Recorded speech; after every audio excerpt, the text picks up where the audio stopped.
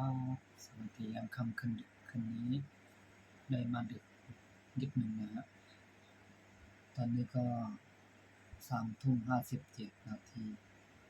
3:57 นาทีเพราะว่าผม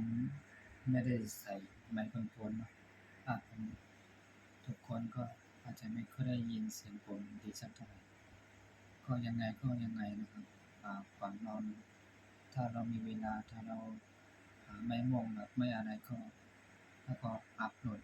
คลิปวิดีโอลงยูทูบนะถามว่าทุกคนมันดีไหมมันดียังไงมันก็ดีสำหรับคนที่อยากจะมีรายได้อนาคตข้างหน้าเพราะคนแบบเนี้ยเขาจะคิดว่าเอ๊ะถ้ากูลงคลิปทุกวัน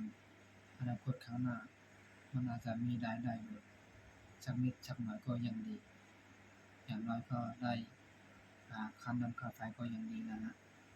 เพราะฉะนั้นคนเราอย่าไปคิดอะไรมากไม่อยากจะฟังคนข้างนอกอะไรมากมายเพราะว่าเราฟังคนข้างนอกนะถามว่ามันดีไหมที่ดีฟังก็ฟังที่ไม่ดีฟังมันก็ให้มันผ่านไป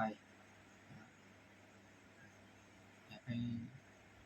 ปคิดอะไรมากกับเขานะถ้าแบบนี้มันคุยได้ไหมมันก็ได้ครับแต่ว่าถ้าเราฟังคนข้างนอกบ่อยๆเนี่ยนะมันอาจจะทำให้ใจเราอาจจะไม่มีกำลังใจก็ได้นะเพราะว่าทุกสิ่งทุกอย่างนี่มัน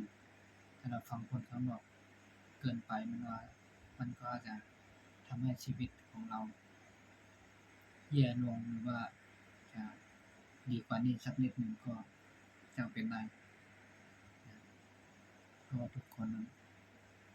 ความคิดก็ไม่เหมือนกัน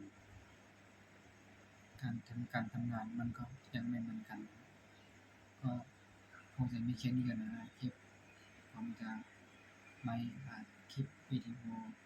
ยาวเกินไปนะสวัสดีครับ